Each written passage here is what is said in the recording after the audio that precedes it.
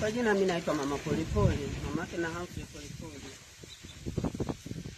Mimi naomba mwanangu huko aliko wanirudishie mwanangu, kama na makosa kama alivyosema wakili, basi wamwachie ashitakiwe.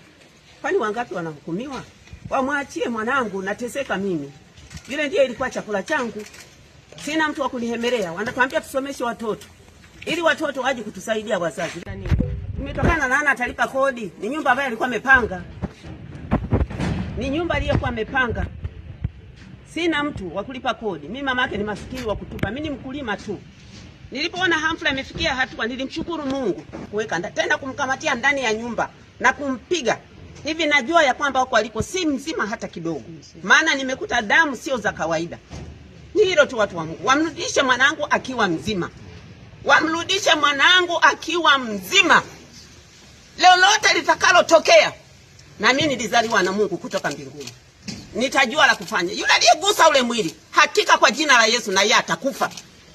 Nimemaliza. Asanteni wanangu. Asanteni sana. Mungu awabariki. Mungu awabariki. Awafunike na kuwatetea. Sina la zaidi.